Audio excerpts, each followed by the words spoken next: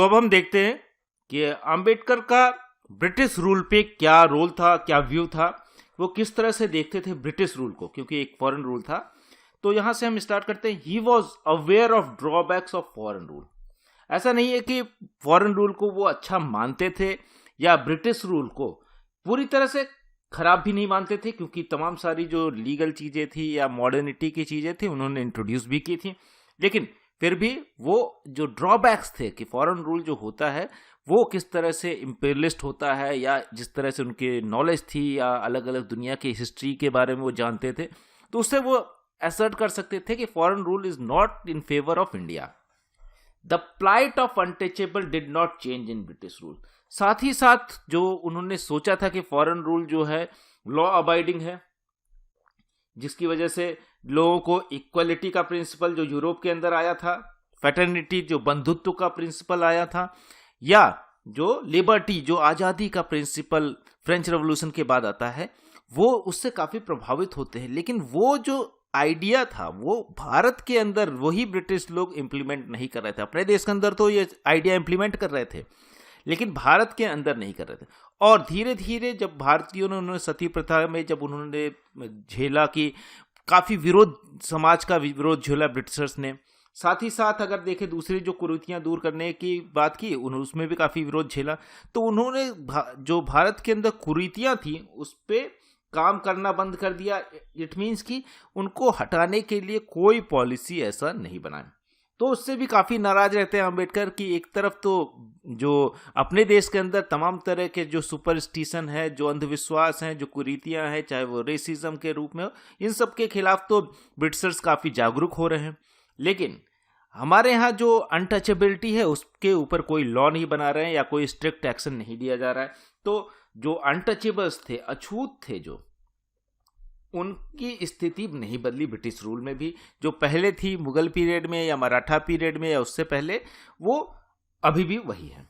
British did not encourage rapid social reform. उन्होंने कहा कि ये जो है जो सामाजिक रिफॉर्म है, सामाजिक सुधार के ऊपर ध्यान नहीं दे रहे हैं, और सारा ध्यान किस पे था?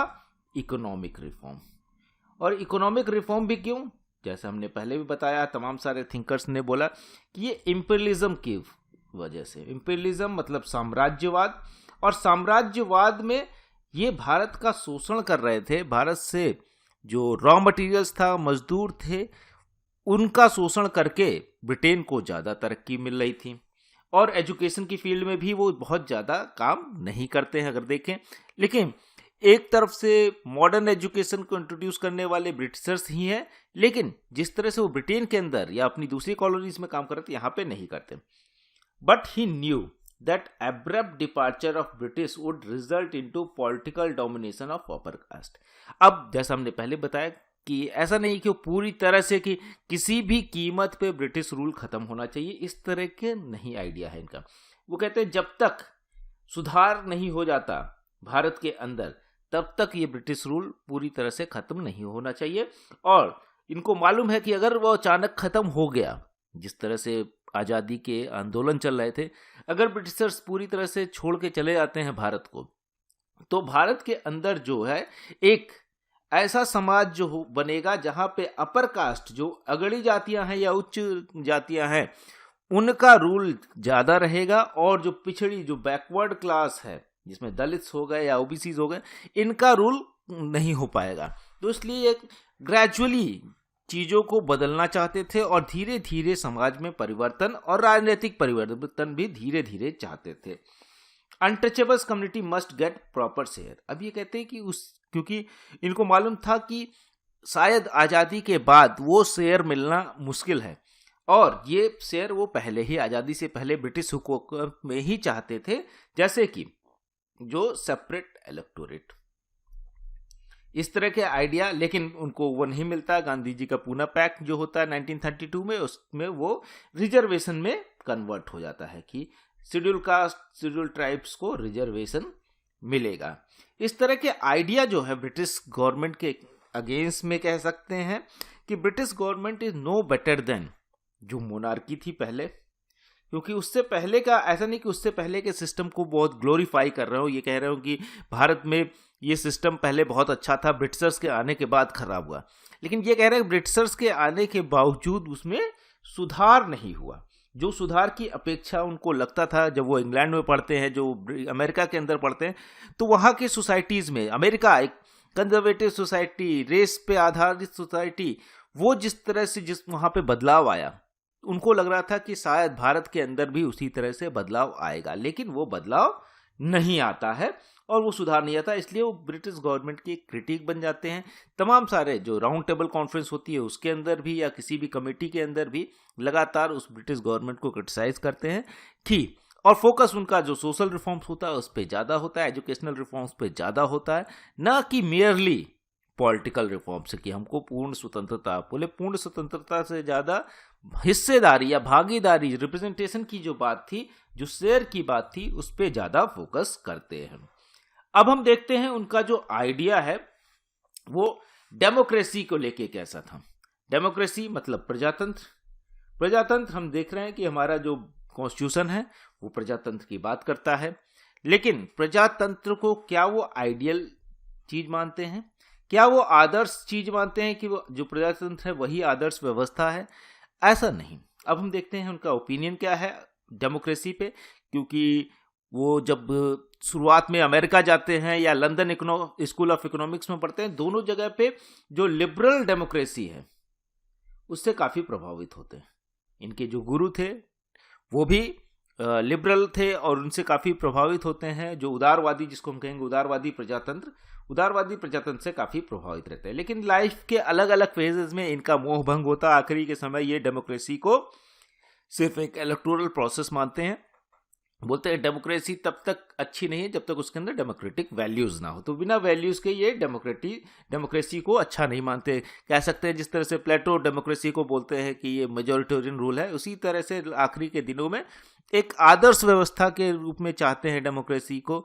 और कह सकते हैं क्योंकि इनका झुकाव बुद्धिज्म की तरफ भी होता है, उसकी वजह से भी एक आदर्श आइडियल डेमोक्रेसी की परिकल्पना ये करते हैं। तो according to him democracy as an instrument of bringing about the change peacefully, क्योंकि उस समय उनके सामने ही बहुत से दुनिया के देशों में बदलाव आ रहे थे। बदलाव वो हो तो सकते हैं पॉजिटिव या सकारात्मक बदलाव, जिसमें जो नीचे के स्तर के लोग थे उनकी सत्ता आ रही थी, उनके हक की बात हो रही थी। तमाम सारे पूरे यूरोप के अंदर ऐसी रेवोल्यूशंस हो रहे थे। रसिया, जिसको 1917 में रेवोल्यूशन होता है, लेकिन इससे वो पूरी तरह से सहमत नहीं होते। वो कहते हैं ये सही तो है, आइडिया सोशलिज्म का आइडिया सही है, मार्क्सिज्म और कम्युनिज्म का आइडिया तो सही है, लेकिन जो चेंज है वो पीसफुल नहीं है, क्योंकि मार्क्स के आइडिया में डिक्टेटरशिप प्रेरित है जहां पे हिंसा भी हो सकती है। तो उससे वो सहमत पूरी तरह से नहीं हो पाते। आइडिया जो इक्वालिटी का आइडिया है मार्क्सिज्म का, जो उसमें तो सहमत होते हैं, लेकिन जो हिंसा का आइडिया उससे सहमत नहीं होते। तो इसलिए बदलाव को कहते हैं पीसफुल आना चाहिए, ये इंपॉर्टेंट है डेमोक्रेसी में। और वो उसके बाद जो रिप्रेजेंटेशन है, शेयर है, उसकी बात भी करते हैं डेमोक्रेसी में। अब ये कहते हैं it is not merely rule of majority, जिसमें शेयर की बात कर रहे हैं तो सिर्फ ऐसा नहीं कि डेमोक्रेसी का मतलब है जिसके नंबर्स ज्यादा हो उसकी सत्ता होनी चाहिए। और रिप्रेजेंटेटिव गवर्नमेंट कि रिप्रेजेंटेटिव सिर्फ हमने अपना रिप्रेजेंटेटिव चुन लिया, जैसे आज के समय में अगर हम देखें तो भारत को देखें तो डेमोक्रेसी का मतलब इलेक्शंस और उनको जिता के अपने रिप्रेजेंटेटिव को भेज देना। अब वो क्या कर रहे हैं, किस तरह से पॉलिसी बना रहे हैं, उस पर अगर हम ध्यान नहीं देते तो वो डेमोक्रेसी नहीं है। अब ये कह रहे हैं he emphasises on all round democracy, पूर्ण डेमोक्रेसी, पूर्ण प्रजातंत्र। अब ये पूर्ण प्रजातंत्र क्या है, जिसमें जो है सिर्फ और सिर्फ इलेक्शंस ना हो, सिर्फ पार्टीज ना हो, सिर्फ पार्लियामेंट ना हो, फॉर्मल स्ट्रक्चर ऑफ डेमोक्रेसी सिर्फ ये फॉर्मल स्ट्रक्चर ना हो, यहाँ पे एक फीलिंग हो, भावना हो, जहां पे माइनॉरिटी भी ये फील अपने आप को सुरक्षित महसूस करे, अपने आप को इस तरह से महसूस करे कि ये उसका भी देश है। ऐसा ना हो कि जो मेजॉरिटी है, क्योंकि भारत में जो मेजॉरिटी और माइनॉरिटी है वो क्लियरली आइडियोलॉजिकल नहीं थी। जहां पे यूरोप में था एक आइडियोलॉजिकल माइनॉरिटी भी होती है कि आइडियोलॉजी जिसकी